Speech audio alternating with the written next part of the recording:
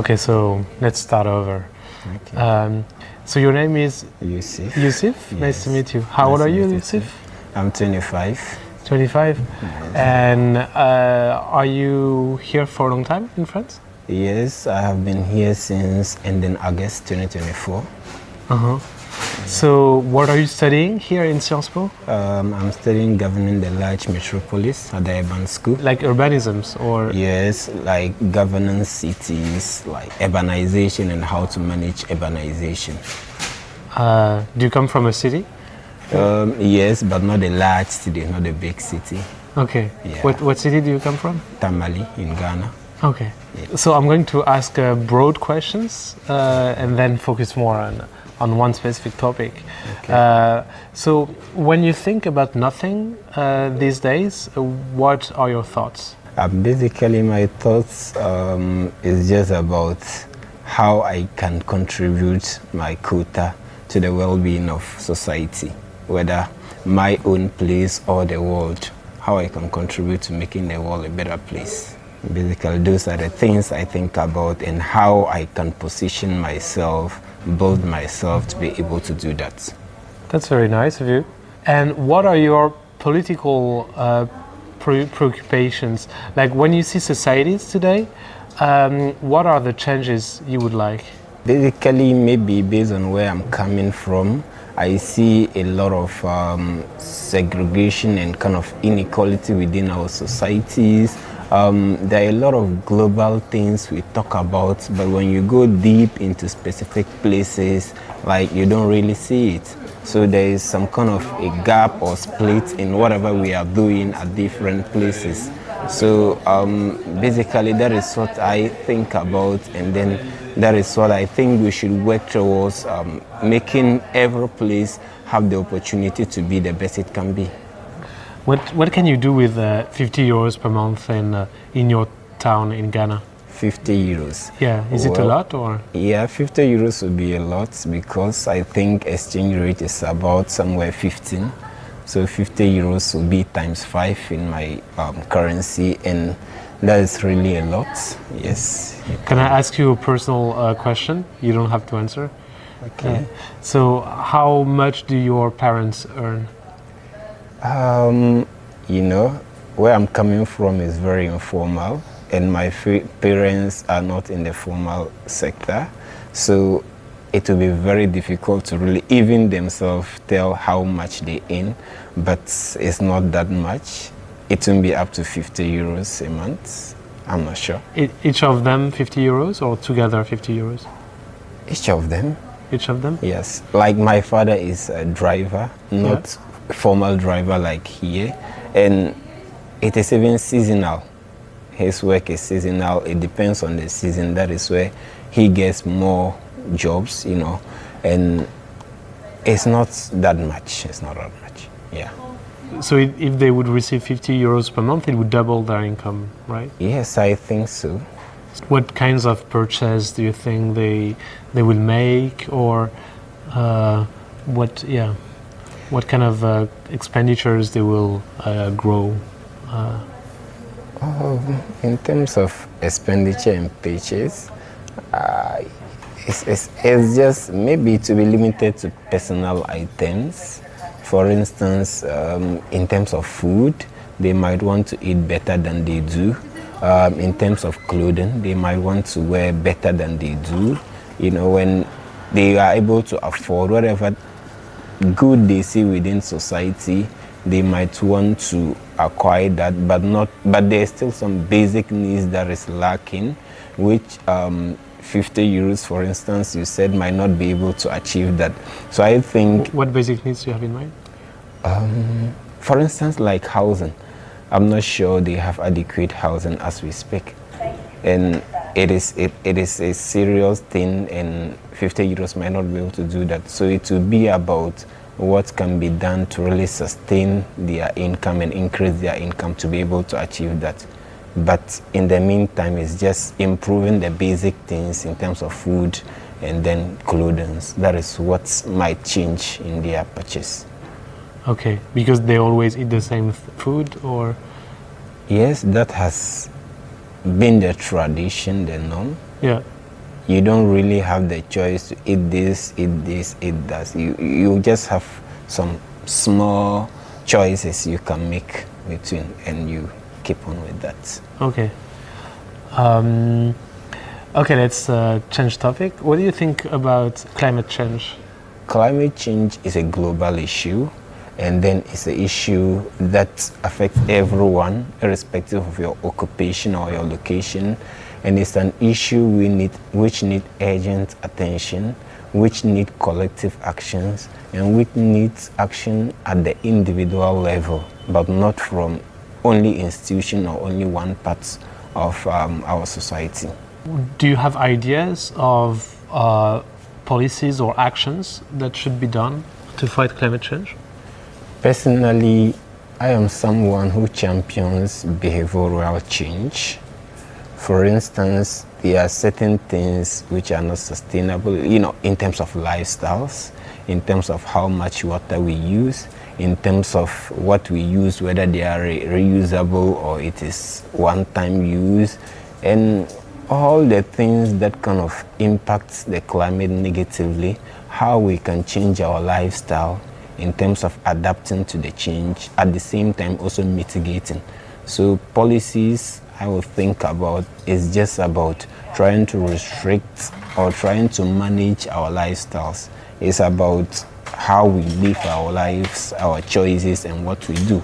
And in general, do you support global redistribution, meaning taxing like millionaires, for example, at the global level, and millionaires are mostly in the global north, to redistribute this money to low-income countries and low-income people? Yes, I support that strongly, because I mentioned initially that there is a lot of inequality and in terms of segregation and in different things, spatial segregation and a whole lot. And I don't know, we should all be able to live well and then have a better condition of life. And I don't see any harm in actually trying to get money from the rich to kind of make this possible. Because there are some who are also humans, and then they have right to life, but because of certain circumstances and whether where they are coming from, where they are located, and all those things, it puts a lot of restrictions to them. And those people who are super rich, I say it to be more than required. So the basic minimum should be the aim. If I can achieve or acquire the basic minimum a human being is supposed to survive with, then it should be enough. So I strongly support that idea.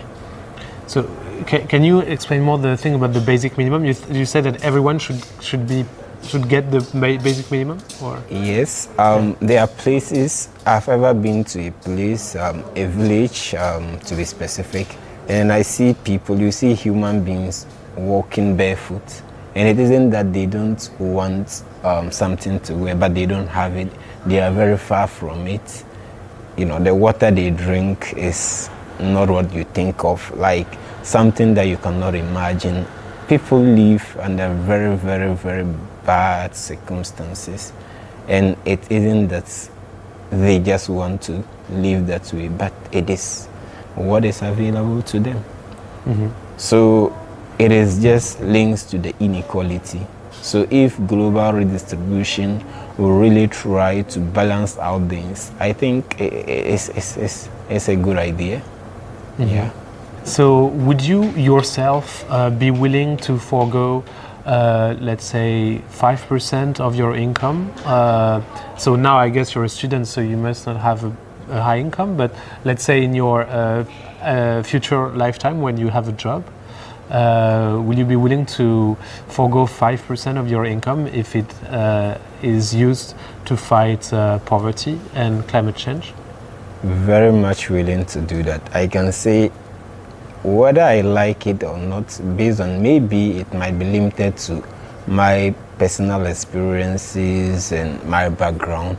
Even now, if that, there shouldn't even be a policy to make me do that. I think even as a student, in one way or the other, I do that. Because there are people, based on our system, once someone knows that, oh, this person is in this country or this, the assumption is that you have a better income. For instance, what I have, let's say as an income here, in the same, let's say, figure in Ghana cedis might not be able to take you for a full month, but it's due to the exchange rate that you are able to. For instance, if you send, let's say, 10 euros to Ghana, the exchange rate would multiply it, and it will be able to do something better. So what are the programs you're developing to empower people in rural Ghana? I intend to do my research on how to leverage digital technology to enhance inclusive urban governance or development. The inspiration is that I have lived in Ghana for over 2 decades, and then I don't know what is going on. I don't know what participation means in terms of governance or development.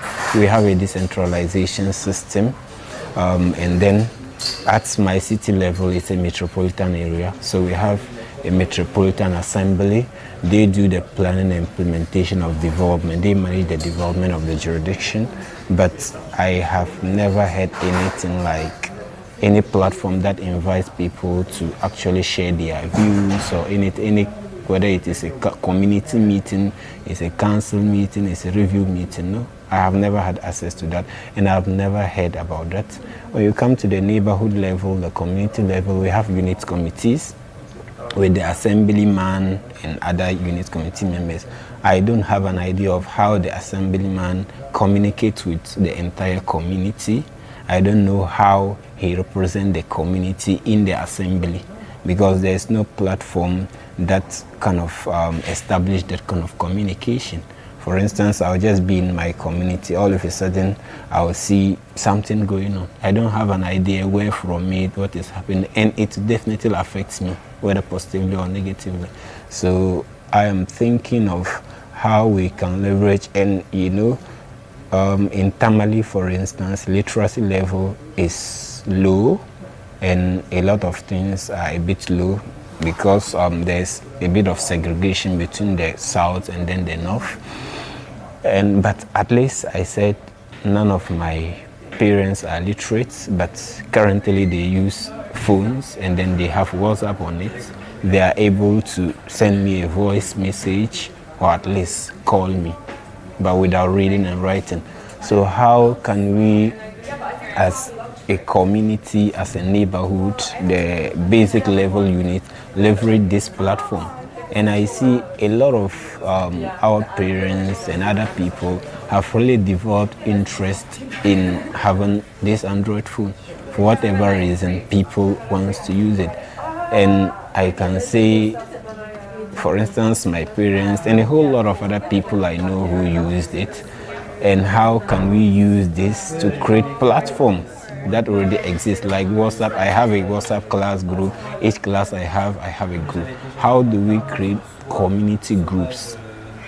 That was great. So, yeah, I mean, you can still add anything, or if you don't have any more thing to say or ask, I think we can conclude.